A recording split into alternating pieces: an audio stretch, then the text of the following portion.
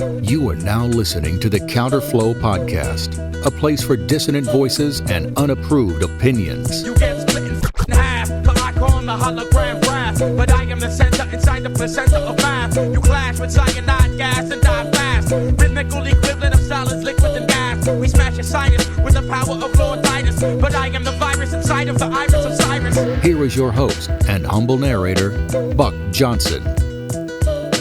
What's up, you guys? Welcome back once again to the Counterflow Podcast. As always, I am your host and humble narrator, Buck Johnson, coming to you out of Lockhart, Texas, the barbecue capital not only of Texas, but the world. I say that for our guest today, Ben Dixon. We start discussing that at the top of this conversation.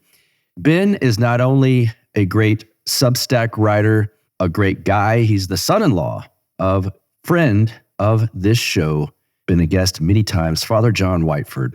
Again, Ben's Substack is great. He's got a lot of good pieces on there, and we're talking to him today about one called Multipolarity and the West. The United States, for the most part, for most of my life, has been used to being the bullies, the bull in the china shop, the bullies of the world, and that is starting to change, and that is probably a good thing, and we're going to get into exactly why and who these other superpowers are going to be.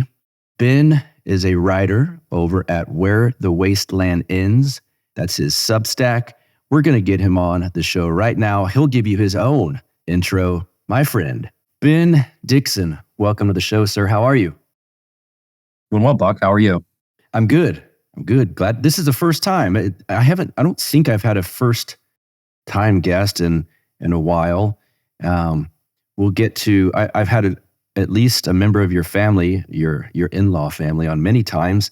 We can get to that shortly here, but since it is your first time, just give my audience some pertinent information on who you are, what you do, and we'll jump into this Substack that you write. Cool.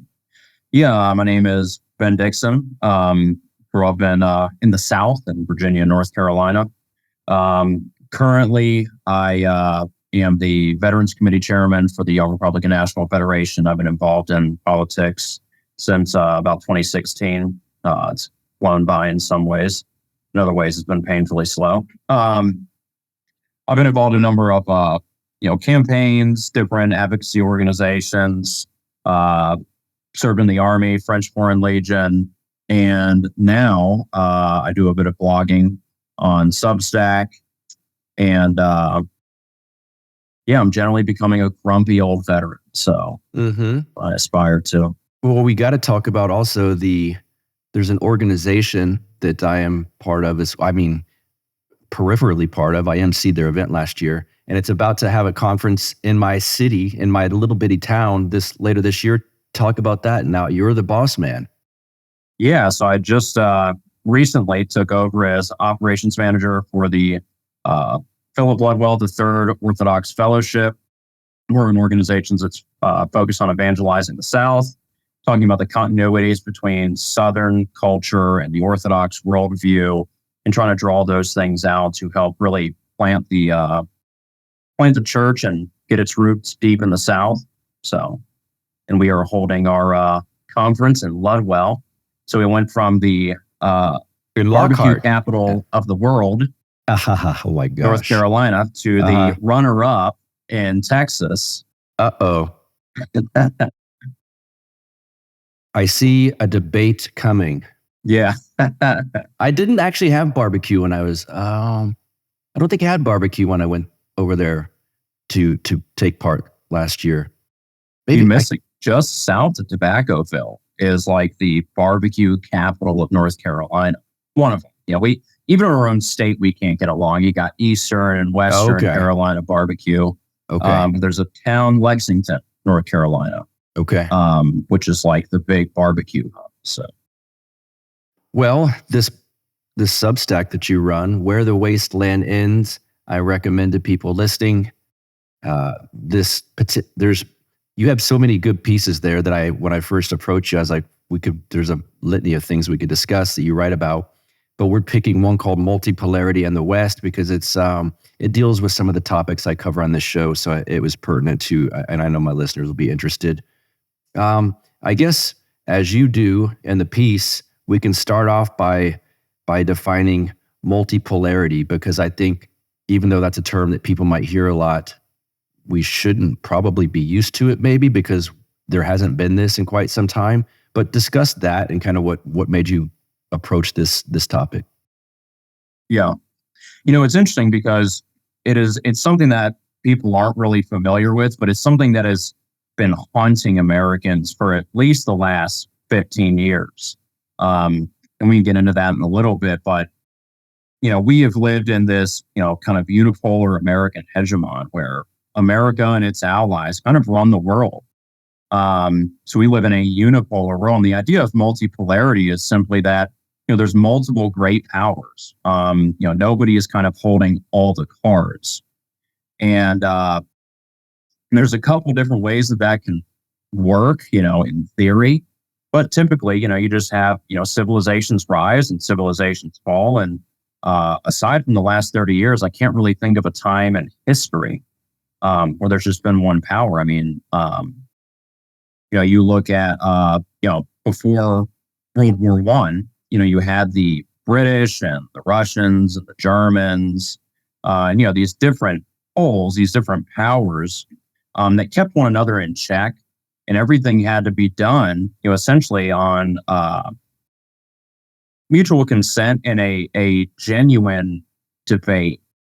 Right? Right now, when we talk about debates between America and Russia, for example, it's kind of, they should know that this isn't how the global order works these days. And that's just such a false argument. Like if you come to me and you're like, hey, I've got an investment opportunity for you. And I'm like, no, that doesn't benefit me and my family. Right. I say, how dare you not invest in this thing that could help the community? Aren't they more important than you and your family, you fascist? Like, that's just absurd. That's kind of where we're at. We built this arbitrary system to benefit ourselves. And then we're upset when people don't want to play because it's built to leverage against them. It's kind of absurd. Yeah, there's been a discussion lately in some of the circles I'm in on how could you some of the new Republicans, the new right, if you will, and I mean this in a complimentary way, are America first. And then on all issues except for when Israel's on the table and in the discussion. And there's been an argument, my friend Dave Smith from the Part of the Problem podcast has been getting into this. It's like, how could you possibly be and claim at least to be America first except for Israel?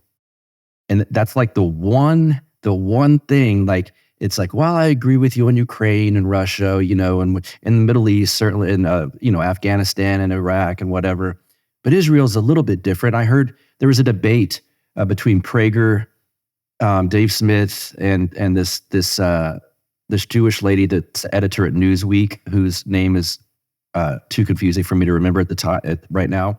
But she even said, well, you have to understand that Israel, if we side with them, it does benefit, the military industrial complex, and that kind of pumps some money into the economy. And it's like, wow, I mean, I guess at least she's being honest. She's sort of a Trumper. So I guess talk about that weird dichotomy really quick, and then we'll jump into some more. Yeah, that is really interesting because you see that all kind of throughout the MAGA movement. And what's so interesting is, where did the Trump moment come from? It came from this consciousness that our unipolar moment, our hegemony, was slipping away. Yes. I mean, you remember, especially after, we had bombed it in Iraq, right? Things weren't going hot in Afghanistan, and the economy, the bottom had fallen out. And every newsletter, right, every headline was, talking about this as the fall of Rome, the end of the Pax Americana. And, that's when you start hearing, Mitt Romney being like, oh, Russia's now a threat, and, China. And so the whole America First movement was this kind of recognition like, America is declining. And if we don't fix ourselves, then we can't fix the rest of the world. I think they kind of missed the point, because if the only purpose of fixing ourselves is so we can continue to run around the world like a bull in a china shop, then we've missed the point altogether. And I think all of this kind of comes out of that collapse of the Soviet Union, right? You had this collapse of that, that dialectic. And suddenly, America is the sole power. And so we had, yes, the best military, ultimate military power, ultimate economic power, ultimate soft power, right? Of American music, movies, etc. And what happened was we took that and we ran around the world just, being the moral superhero to people who didn't need to be saved. And, 9/11 happened. And what Osama bin Laden really revealed was that for all of our power, we had very little usable power. Or what I mean by that is all those, the military power, economic power, it means nothing if you don't know how to use them to obtain a political end. And we don't, right? And that's what the 2000s really was watch the world superpower showed just how dumb it could be, right? It's like Wile E. Coyote with all of his big weapons and, TNT, but he just can't kill the Roadrunner. And that's really what we saw. And so the MAGA movement, all this stuff is really a reaction to that. I think it's a good reaction, but it needs to continue evolving, and that connection to Israel. It's that evangelical blindness. It's just that, the Bible says, it's like, well, does it? Does it though? Are you sure about that? It's like that meme. And so I don't think they can get past that because it's been drilled in their heads for so long. It's that remnant of the boomer worldview that's still stuck in the millennial mind. Yes, what an interesting point. And speaking on a generational aspect of this, I think you mentioned this in this piece we were discussing, that the Zoomers, Gen Z, maybe they're not falling for this same sort of thing. Did you touch on that in this page? In this piece? Yeah, briefly. It's actually one of your episodes that really got me thinking about that, because I've noticed that divide just among my political colleagues and volunteers who I have, paid canvassers, et cetera. We'll talk about policy, and there's this very sharp divide. People who are like 28 to 25 right now, they can kind of go either way, right? They're in that blending point between the two generations. But the younger ones, they're very much against that boomer worldview, and just because they've grown up in this moment where we've stumbled through the China shop. We've broken Yugoslavia, we've broken Afghanistan, Iraq, and all these things. And none of it has turned out the way we were told it would. None of it worked out for our benefit. And all the prosperity we were told about, they haven't benefited from. I mean, even you and I have to a much greater extent than they have. And, looking at my bank account, I didn't do too well. I was thinking about this, and let's take the Cold War out of it, because I think that can be debated on, it's almost like the slavery question in the South. Like, did it actually end because of that war? I think we could have seen the end of that coming regardless. And I've heard the same about the Cold War. But has there, in your lifetime, and you were in the military, so you would have a better grasp on this than me, have we had like a huge victory for the U.S. military anywhere, on anything, on any level? Well, no. Not really since World War II. Where we had to use the communists to help. Yeah. I mean, and you could argue, okay, well, the Gulf War. But again, that's an isolation. You can make an argument for, winning the Vietnam War, as people do. And okay, for militarily maybe, but strategically, no. And again, if you want to try to use Desert Storm, you have to have such a narrow focus, which is so perfectly American. Yes, it is. And I mean, here's the thing, right? Unipolarity lasted 10 years, right? It took us another 10 years, at least for us to realize, all right, maybe this, isn't going so well. When you look at a civilizational level, that's the blink of an eye. Right. I've been writing a lot on, East Roman history and preparing a big piece about the Carolingian Renaissance and, Otto the Great and all these guys. And what you see is in Byzantium, you look at the end of Justinian's reign, right? And they're just on cloud nine, right? They've almost reconquered the West. They just built Hagia Sophia. There's all these beautiful things.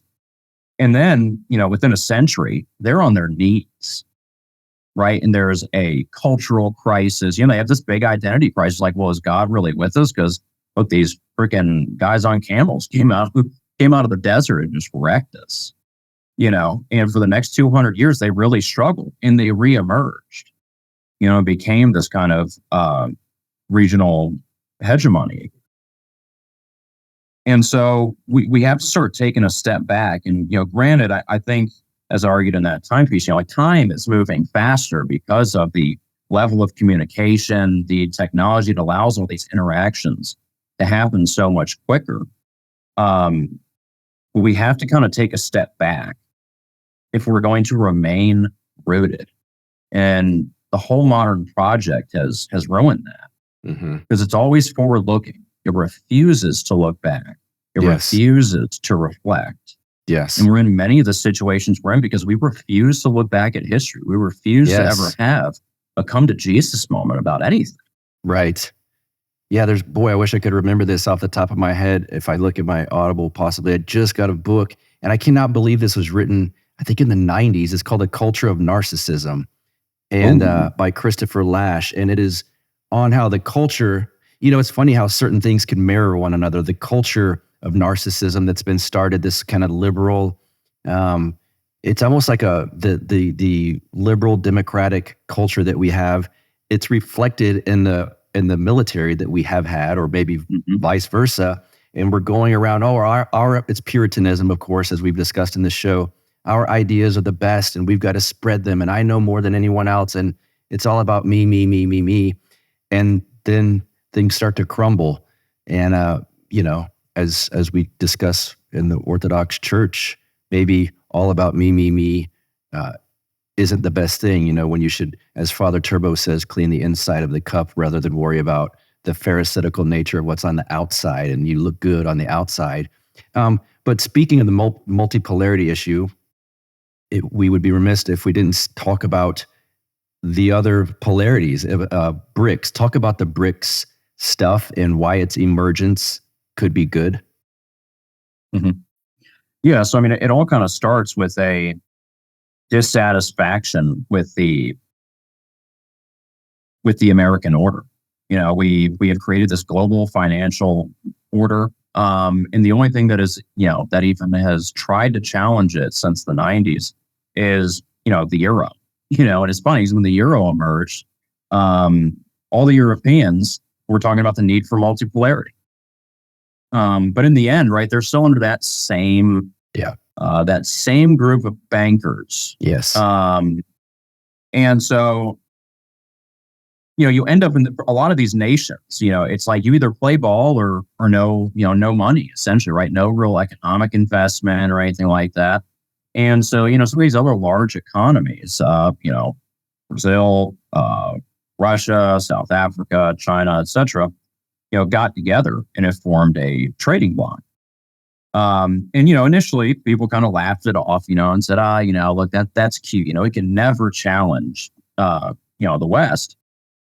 But what we're seeing now is really, the Ukraine war has kind of acted as a catalyst for all these other nations who are kind of looking at it to suddenly join it. And now it has this massive share of the global economy. You say, well, why? Right? This goes back to short-sighted American foreign policy. We kind of went to everyone in the world and said, hey, you either stop doing business with China or with Russia, because, they've invaded the sovereign nation, which we've certainly never done. You either stop doing business with them or, we'll cut off foreign aid. We won't trade with you, we'll kick you out of this agreement, this organization, da. And so they did that to much of the global South. And the global South is, very fragile. They don't have the massive economic reserves or the massive economies. Really, it's just been the last 20 years where Africa went from, needing rock stars to throw concerts to send them money to avoid acute starvation to now, building railroads and having food security. And a lot of that has to do with, Russian fertilizer and trade agreements with China, on the Belt and Road Initiative and things like that. So we come along and say, hey, no, you can't do that because it doesn't meet our needs. And don't you want to be a part of the global family? And they kind of said, well, sure, but we also don't want our people to starve. If they starve, they'll drag us in the streets and kill us like they did the last guy. And we were just kind of like, well, too bad. And they were like, well, too bad. We're going to keep buying fertilizer, And so when the next BRICS conference came around, Russia and China were able to leverage that. And so now, BRICS is emerging as not only a global trade network, but now a complete alternative system to the Western order.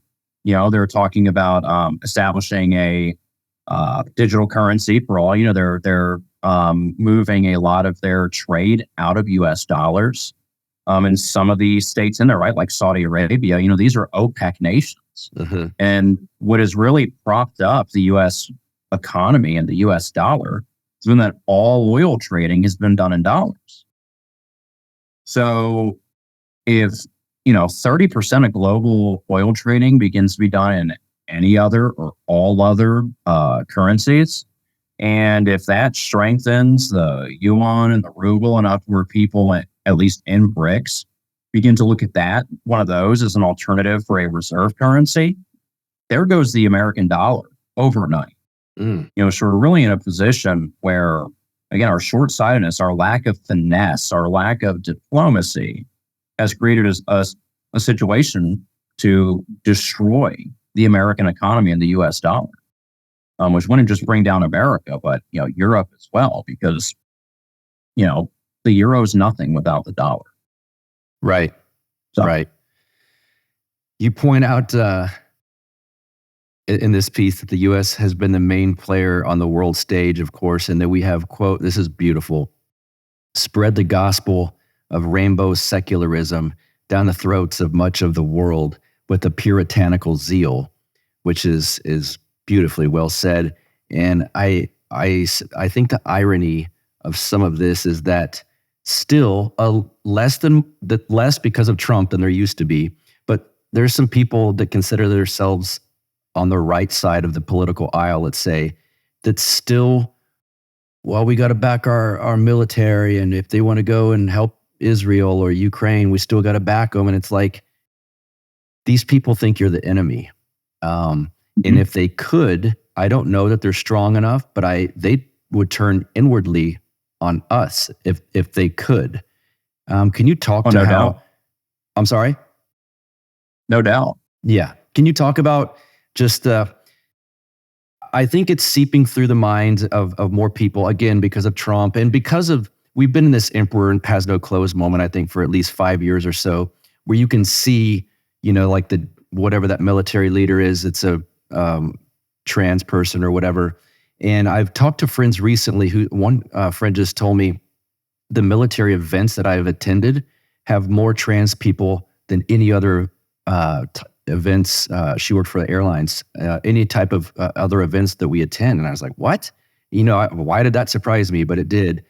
But I guess talk to this fact that I hope some people or more people on the right are starting to wake up to like, wait a second, I don't know that this global military force we have, for one, is that strong, or two, is something that we should be supporting anyway. Yeah. Well, so I think it kind of goes back to that, one of the big, one of the big problems with unipolarity is that it has forced a campaign of homogenization on the world, right? You need to be a liberal democracy.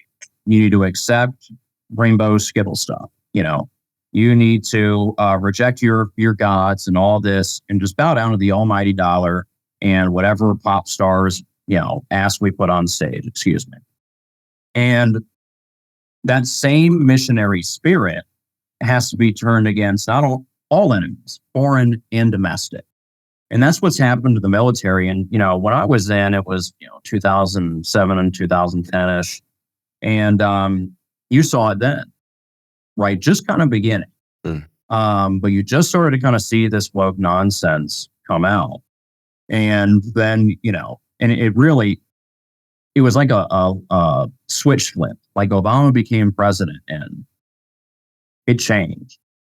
And that only got worse. By 2012, I was out, but buddies of mine who were in the Army who were very zealous. We're talking guys who made E7 in 7 years, which is phenomenal. I mean, these were guys who were born and bred to be soldiers. Some of them had one of them had 15 years in, so he had 5 years left, and he told me, "I'm getting out." I was like, "Excuse me?" He's like, "I can't do it anymore." He's like, they've just sissified it. It's all this, tranny nonsense, gay subs, da da da. He's like, look, I don't have a problem with gay people, but like, when we got to fly a rainbow flag, like, get out of here, dude. Like, what? I can't jokingly call my buddy a fag, because let's be honest, for most of the time, like, that was fine, right? Me and my Army buddies, we weren't calling each other fags. It wasn't meant as it's like calling someone a retard. Yes, but you can't do that anymore either. So, right. So there was this big culture shift. And, the brass at this point is completely co-opted, right? Because it's almost like the College of Cardinals, right? Like the people at the top pick who gets promoted in those positions. So now you have, General Miley. I mean, look at this guy. He's a joke. He's a total leftist. He's a complete sellout. And he is, at least up until very recent, the highest ranking military officer in the country. Like, it's absurd. And you have that across the aisle. Pretty much every hardcore officer who I knew, who I would willingly follow into battle, they all ended up, getting retired early or disgraced somehow. And, granted, they had their sins. We all do. When you're that high up, some of this stuff, up until very recently, would have just been swept under the rug, right? Because why are you going to take your best commander out of the field? Okay, he had a couple too many drinks and punched a guy at a bar. Right. He's been in the military for 30 years. Yeah, right. Isn't this what you wanted him to do? Right. And so we're in a place now where the military has been co-opted by this missionary spirit. We're in a position to where you have soldiers who call CIS, like the detectives, basically, to report other soldiers who they think are right-wing extremists. Well, what qualifies as suspicious activity of potential right-wing extremists? What do they have? Hawaiian shirts. Do they have personal weapons at home, not just their issued weapon that's in the armory? Like, what? Right. That's absurd. And so these are the kind of things that have happened, and there's this internal witch hunt. Well, why did they do that? Well, because the U.S. military is by far, the most trusted institution in the country, right? So sure, only 30% of people are satisfied with Congress, but 80% of Americans approve of the military. Wow. Right? So if things get so bad in the eyes of the globalists that they need to do something, well, they could just have the military do it, right? And we'd say, well, we can't turn against our soldiers. Right. We support our men in uniform. And, as a guy who was in the Army, I'll just say, most of the guys who I knew were, like myself, not excluding myself, a total degenerate, right? Like, most of my life confession was of the years that I was in the Army, what I mean? You've got a bunch of young guys, right, who were most often poorly educated, full of testosterone, very prideful, and they want a release. And that release comes in, women, whiskey, and violence. So, you try to direct that overseas, right. But if it gets directed against us, for the globalists, that's acceptable. I really believe that. The question is, are there enough people in the military who would resist that order? I think that's the question. What's your answer to that out of curiosity, if you had to guess? Having been there, I always wonder that same thing. Yeah. Well, from people I know who are in now, and lots of conversations that I've had, I think that you would have, I think it would be split. I think you would have some units who would absolutely follow the order, right? And it wouldn't just be, hey, go in and kill these people. It'd be, hey, go in and secure this area, right? So they would try, they would come in, let's say, a town and try to, set up and say, oh, we're just here for everyone's protection. But then violence starts. Once violence starts, violence is on, right? Yeah. It feeds on itself. Sure. And in that moment, that adrenaline, that just raw emotion, discipline only goes so far. And so, I think you would have some units who would absolutely follow the order. I think you would have others, more traditional officers who would say, absolutely not. No. And I think that would create an interesting scenario. But I do think that things are coming to a head. I do. I think that people are kind of fed up. And aside from that, again, that homogenization campaign outside of the U.S. has been happening here throughout society. I mean, you and I experience it just through our political views, our religious affiliation, our Southernness, right? Yes. All these things are attacked as other, right? Because we've rewritten history to be the story of a nation, a nation with a destiny, not a union of states, right? A union of similar but different civilizations with different values, different needs, who are coming together in an act of mutual benefit. But that's been wiped out. Right. And I think is the tensions which have always been inherent to America because there are different civilizations in the union, those are now coming to a head through the current political discourse. Even though there may be confusion among the average Joe as to why that is, because they don't know their history at this point. Even though they don't know it, they're experiencing it, and we're quickly coming up on a point where I think people are going to start having serious conversations about secession, about what it means, what statehood means, what it means to be a nation, what it means to be a people. And I'm here for it. Yeah, me too. I want to ask you about that, the not understanding history, because you bring up something in this piece, and I remember thinking it as I watched the Vladimir Putin and Tucker Carlson interview, and I've mentioned it on this show a few times, I believe. I don't care if this gets me in trouble with some of my audience or not. I really, really like Tucker Carlson. I think he's heroic. I think especially since he left or being cut from Fox, what he's doing is even more powerful. I suspect that at some point he will help the Orthodox Church in some way or another grow through some people he has on or something. He's one of the very few discussing what's happening with the real Orthodox Church in Ukraine on that national level, or international level that he's on. But having said that, when he had this moment at the beginning of his interview with Vladimir Putin, Putin starts going on about the history of the conflict and goes deep into the history of it, which is very valid and important to the discussion. And of all people, Tucker cuts him off and says, well, I don't need a history lesson. And I was like, well, you do. I mean, if you would, we all do. Yeah. But if you say that, you really do, because you're missing the point of the entire thing. It would be like asking Ron Paul where he gets his libertarian and patriotic ideas from, and he starts going back to the Constitution, and someone goes, well, you don't have to go back that far. It's like, well, yeah, I mean, that's the point of this whole thing. But that, to me, in a way, very few ways does Tucker represent the average American, because I think he's much wiser and certainly much ballsier on many occasions. But that did, in a way, represent the average American, that I do think a lot of people are like, there's people that would say, I don't need to know what happened in 2014 with Russia and Ukraine and all of it. But certainly you don't need to know before that.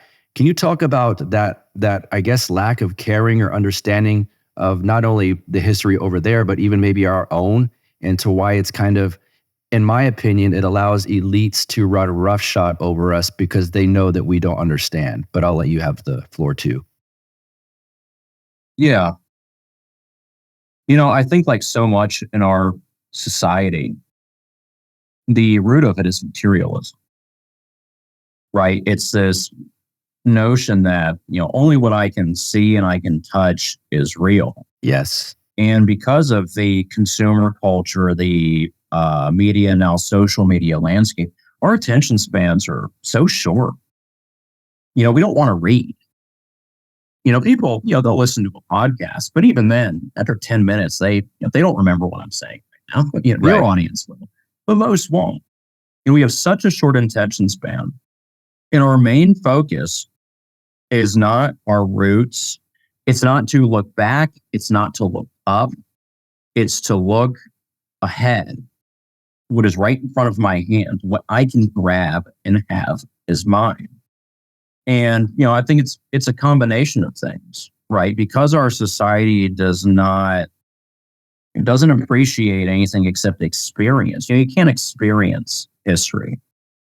For most people, reading a history book is not, they would rather be at a concert. They would rather be at a bar. They'd rather be anywhere but that. And if you've grown up in an environment, right, where your memory is the totality of history, right? And then, nominally there was some racist slave owners who didn't want to pay their taxes. So now we're Americans. That's the general view. If that's your view, then why do you care, right? Everything in life has a, what you call a final cause, right? So they don't want to know the connection between the Russian and Ukrainian people. All they want to know is, well, what did Ukraine do to deserve this, right? That's all they care about. To them, it's all just that the immediate cause and effect. And I think that because there has been this massive historical revision, not even just the woke revisions, even before that. You look, what were we taught about the revolution growing up? Where we were taught, well, this, they wanted to throw off the king and, be free men. It's like, well, then why did they want to make George Washington king? Right. I remember being a kid and be like, that doesn't make sense. Well, it's because they weren't pissed at the king. They were pissed at Parliament, right? Because it was Parliament with the taxes on them. So what did they do? They appealed for the intercession, crazy word, of the king. Hey, intercede for us to resolve this issue. And he didn't. Little did we know at the time he was severely mentally ill, but I digress. And so because we have come up with this false view of history, and as people get a little bit older, I think they started to see these little cracks in those narratives, right? That then just made everything before this kind of evil. And it goes back to the Enlightenment, right? The historians of the Enlightenment, they coined the Dark Ages, right? Well, everything before the scientific revolution was darkness, right? Like Columbus had to prove that the world was round. I mean, the Greeks knew that. The church knew that. Everybody knew that. Everyone knew the world was round. Like, what are you talking about? Right? But it was all to paint this image of ignorance, right? To prop up their own position, because they had to justify themselves. They had to justify why they had walked away from Christendom, why they had embraced the dollar over God, which is exactly what the money revolutions of the early modern era in Europe were. They had to make a choice between material gain or spiritual gain, and they chose the material gain. And so there was this, vast, couple hundred years really of revising history. Right, everything ancient is just nonsense. It's all backwards. And so when that is the history that you're growing up with, why would it interest you? I think for most people, great point. Why do that when you could go to the NSYNC concert? Go see Britney. I know you're a big fan. Yeah. Oh, big time. Yeah. I mean, hit me, baby, one more time. There you go. And you there's an interesting. You kind of walked right into it as I was going to get to it. Point in your piece where you discuss. It was a Saint John of Kronstadt quote: "The spirit of the age would manifest as an epidemic of distraction." And I was sometimes I almost think when I say stuff or think about things, and I had this discussion with a friend of mine about Easter, American Easter, and Christmas. And I almost sound like an old leftist where I'm like, oh, we're all consumers. Everything's consumerism. But it does seem like it.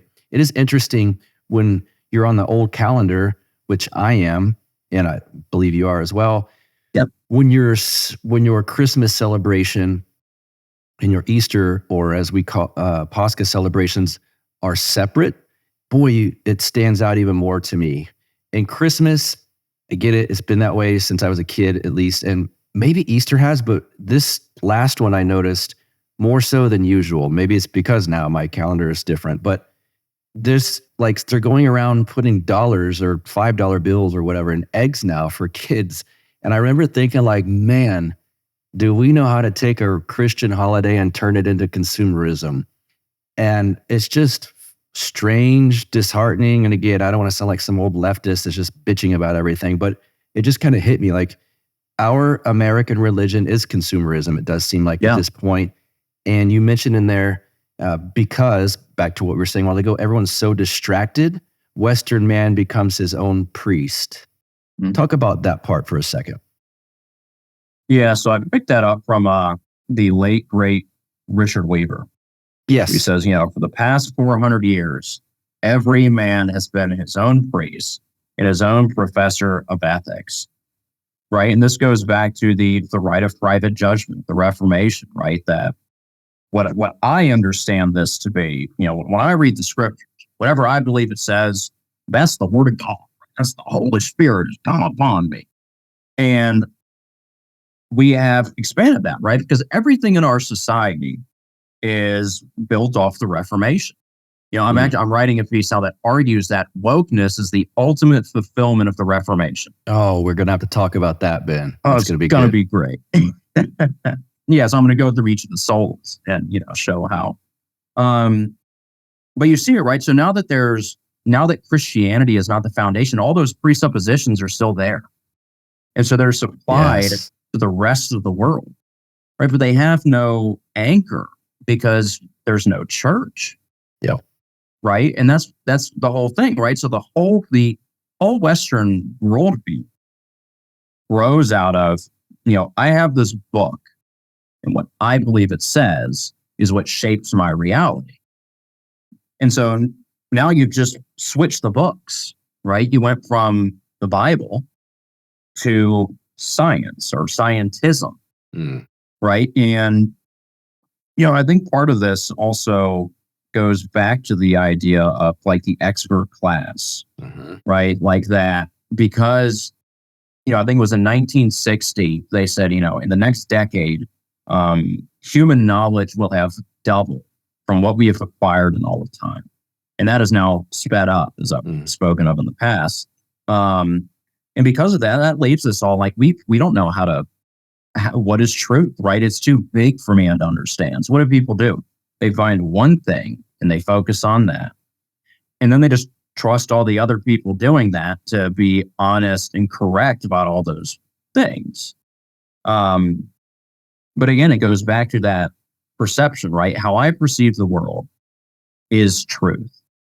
And because that is truth, my defense of it, my promulgation of it is righteousness, right? So if I'm woke, right? If I determine that, the white man is evil and androgyny is the greatest thing, I begin to fashion myself out of what's his face from Silence of the Lambs, if I come to believe that, then the only logical conclusion in the Western mind is to preach that. Right? And to partake of the sacraments of wokeness, which is what, protesting, genital mutilation, right? Grooming of children, whatever you want to say it is, all these things. But that's what becomes the sacraments. And, you see this, everybody in America has a secular religion. Correct. Right? And that's why even in high school, right, you got the jocks, you got the punk rockers, you got the surfer guys, they're all in their little religious sect, their own little secular denomination. And I mean, that's what politics are in America now, right? Our political views are moral truth. And comes our religion. Yes. Right. So that's why you see this anger and hatred. And as Christians, we need to take a step back. We need to cut out the distractions. We need to take a step back and say, okay, are these positions actually in line with Christian principles? Because I'd argue that waging war all over the world as we have is not.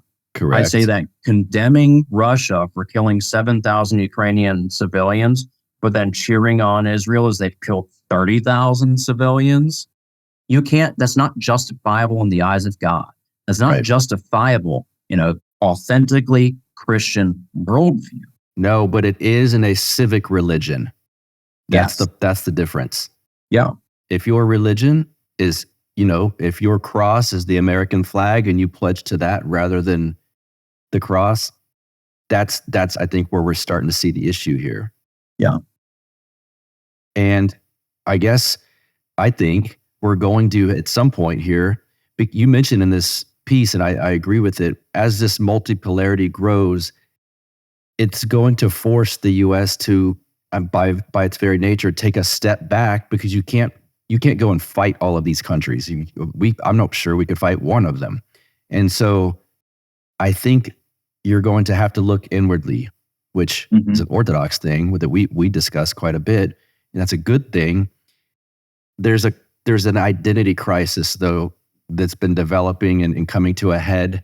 Where do you think this goes? I assume you also agree that we are going to be forced as a nation, if you will, to look inwardly and like, wait a second, maybe we can't run the world anymore. Yeah. I mean, I think that's starting to happen now. And that's why our political discourse has gotten to where it is. Because, a lot of people, they're refusing to look inside. So they keep just championing that party line, right? That establishment position. Then you have these people on the right and on the far left, right? Who, even if they're wildly wrong, right? They're trying to work out that identity crisis. They're saying, this isn't working. This can't continue. And, so usually when you have a major power, right, and they start to see another power rising, there's a few ways that it can go historically, right? Either A, right before that near peer nation reaches peer status, you fight them. You go to war. And you catch it before they reach that level. And typically that initial civilization will remain dominant. The other situation is that they allow that nation to get near peer to get peer status. And after about a generation, then they attack them. And that usually results in defeat and the degradation of society. It's especially true with a lot of the Near Eastern civilizations. The third, right, is that there's a military defeat of some kind, nothing too major, right, but a shock to the system, and a loss of some territory, right, that forces that country then to look inward and to figure out, right, again, what does it mean to be X, right? And that's what Byzantium did, right? The Arabs came out of the desert, smashed them, and they were able to stop it, right? They were able to stop the bleeding. But what happened? There was this identity crisis, iconoclasm, right? You had all these people fleeing that area, and they were saying, well, the Arabs are saying it's because of our images. They're saying they're idols. And people are like, well, no, you're in shock, kind of like, no, I think they're right, right? Because you can't depict the divine nature, whatever I'm not going to get into their arguments. But you know what I'm saying? They're like, no, because of this. And some people were like, whoa, they might be right. And there was this big internal struggle. And they came out the other end, the triumph of orthodoxy, right? And they were not only, they were reinvigorated in what it meant to be Roman, what it meant to be Orthodox was codified, right? And intensified. The people who were in the East who before were like, well, I'm Cappadocian and Roman, and I'm a Christian. Then it was, no, I'm a Roman Orthodox Christian, right? And they rebuilt that civilization. And, like you were saying, for, Orthodoxy, the big thing is, right, humility, looking internally and taking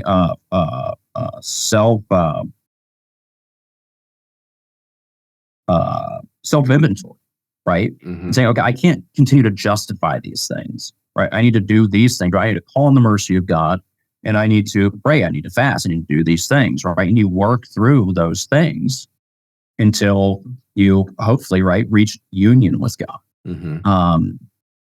I think that at a national level, that's what needs to happen. Now, whether it can happen on a national level is a separate question. Right. I think there will need to be a balkanization.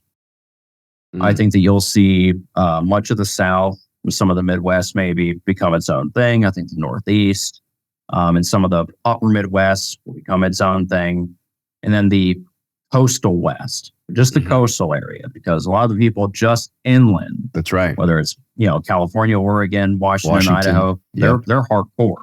Yep. So I think you'd see your own thing there. That would allow that, right? And so that also shows the importance of spreading Orthodoxy in the South and through the country, so that as this comes into effect, there are people who have an Orthodox worldview and who have built communities who can then essentially call America to repentance Mm-hmm. and say, look, there's a better way. There's a better way for you, for your family, for your community. Right? Come back to what it has always, what America was always supposed to be. I think that's what we'll eventually move towards. And I think that the South, and it's more Roman tradition, it's more Anglo-Saxon lineage, right? We'll re-flourish again. And I don't mean that in in case you're watching Megan, I don't mean that in like a Sea Isle way, right? I mean like that traditional coherent worldview, right? Mm-hmm. Where the spiritual and the material are seen as a coherent whole, where the individual and the community are balanced, where there is balance. We're out of balance in every conceivable way, right? Yes, well put. I'll ask you real quick. You mentioned Megan right there. For those listening, he's referencing an author of an article in Texas Monthly that, for the most part, was a slam against his father-in-law and friend of this show, Father John Whiteford. But I was included in there. Our friend Conrad was included in there. Our friend Cisco. And you wrote a nice rebuttal to it. I understand that Megan wasn't a fan of your rebuttal, and we don't have to go deep into it, but is there anything for people listening that were curious if they know, well, that's Father John Whiteford's son-in-law. Is he going to say anything about this article? Maybe they weren't thinking that, but I am curious. Do you have any, we'll say closing thoughts for this episode, but anything you'd like to get out there about what you wrote about? Yeah. I think my main points were twofold. One, to kind of show the larger, not a conspiracy, right, but the larger sphere of people who are kind of working against the traditional Orthodox mindset and against those in the church who are trying to do the hard work internally as well as in their communities. Likewise, part of showing that was not to say, oh, well, look what she is. But so she could see, right, that the people who she is associating with are not Orthodox. They're heterodox. I pray for Megan every night. And I mean that I really do. I want her to become truly Orthodox. I want her to find true repentance. And it's a difficult thing, right? Pride is always something. Pride doesn't allow you to let go of your secular worldview. It doesn't allow you to let go of well, I must be right. I have a full grasp on this. They don't. Right? Because that's the core of it. It's that Harvard, I know the truth. I know the truth in its fullness. Puritanical and Yankee also, but yeah. But none of us have that monopoly on truth. Right. Christ is true. We have to humble ourselves and empty ourselves out for him. And that's my hope for Megan. Well put. All right. We talked about it up front, but plug anything you'd like, Ben, your Substack, Philip Ludwell III, anything you'd like. Presence on Twitter, any social media, whatever. Yeah, so you can follow me on Substack. It's Where the Wasteland Ends. You can follow the Philip Ludwell Fellowship at southernorthodox.org. We will be having that conference in early September. I can't remember the date off the top of my head. I think it's going to be phenomenal. 7th, 8th, and 9th or something like that. But I think you're right. Yeah. Edit it in here after. I will. Yeah. I'll put it in the outro for this segment. Yeah. But it's going to be great. We're planning a lot of, it's going to be a weekend thing. It's going to be great. So I really hope you all will come out. Other than that, just spell Ben Dixon backwards on Twitter and it'll pop up as me. Okay. Awesome. And maybe this will put pressure on her. I don't know if she needs it or not, but I hope your wife, Catherine, if and when she's here for that conference, will sing in our choir, because what a voice. All right, Ben. To be honored. Yeah. Thanks, Ben. Thanks for doing this, man. We'll talk to you soon. Yes, sir. All right. I hope you guys enjoyed that discussion with Ben Dixon. And I believe those dates that we were discussing coming up this year in September, I believe, like I said, it's the 7th, 8th, and 9th. It's whatever that weekend is. It will be here, that conference in Lockhart, Texas. So come on down to it. We'd love to have you. As for this show, follow me on Twitter at BuckRebel, BuckRebel, counterflowpodcast.com. Subscribe to the YouTube page and all of that good stuff. Join us in the Telegram. Join us on the Patreon at patreon.com/counterflow. $5 or more per month gets you in our exclusive club.